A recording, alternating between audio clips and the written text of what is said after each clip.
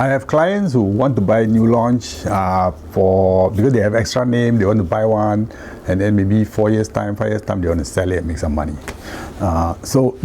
Usually investors, right, they'll be concerned about the pricing of the new launch, and there's a lot of messages in the market, so people get confused because they say, hey, starting price $2,000 PSF. Then when after booking everything done already, then you see the average price $2,300 per square foot. So the decision making point for them when they want to go in and put a check and buy the property is the starting price.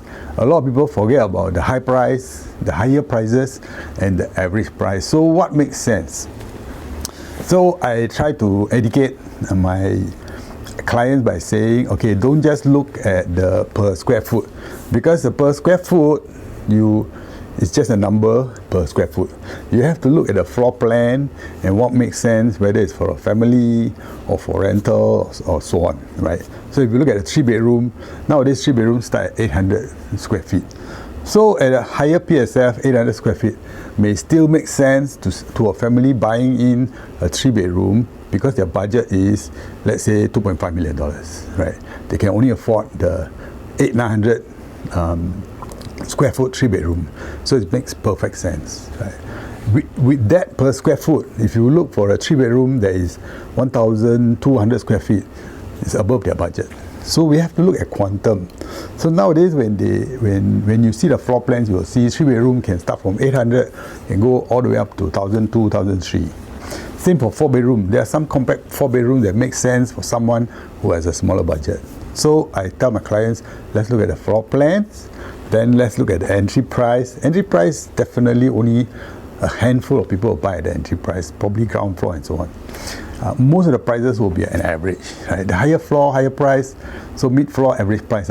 So I try to take an average price. So if the starting price, they say 2,000 PSF, usually average will come to 2,3 about there. So I say, okay, $2,300 per square foot for a 3-bedroom that is 800 square foot or 900 square foot. That means you're going to pay about $2.4 million for a 3-bedroom today at launch. Then when you want to sell 4 years later, right, of course you want to see an increase in price. So let's say yearly the increase in price, let's say 4%. So 4 times 4, 16. And because it's brand new, we give a premium of another 4%. So that's 20%.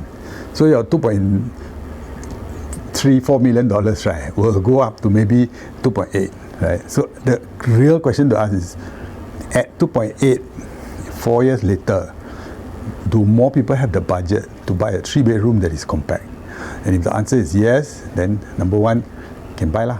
Then the second one, nearby condominium today. So if a 5-year-old nearby condominium is today, let's say 900 square foot, selling at, I'll give you $1,800 per square foot, and you are going to pay $2,300 per square foot, right?